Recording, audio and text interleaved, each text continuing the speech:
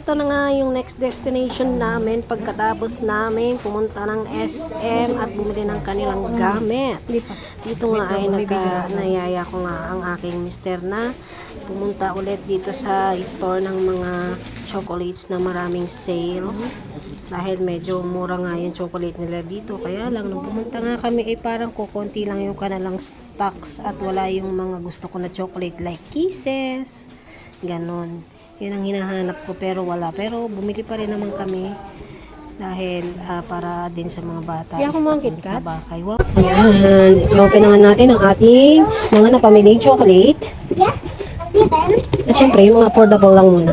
Dahil para sa mga bagets lang yan. Syempre, ang sikat na pepero para sa mga bagets. Ayan, ilang pepero yung binili. At ito, bumili nga tayo nito. Murang-mura lang nito, guys. Tatlo, 40 pesos lang yata ito.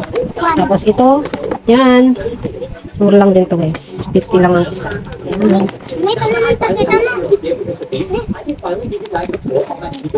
Ito parang KitKat yata to, pick one. Ganun din to, daddy. 40 pesos din. Ayan.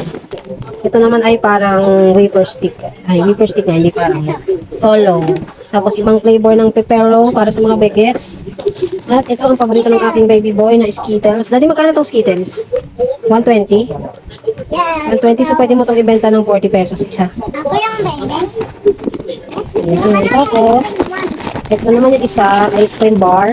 Ang tawag dito? Ang tawag dito ay ice cream cone. Ayan. Plastic. Ay, plastic. Ice cream cone bar. Plastic. 120 ang isa. Plastic. Ay, dito na. Tapos, ayun na naman, pepero. Pepero. At ito na naman, ano naman to? Dark, ayun yan, lava cocoa cookie balls. Ano pa?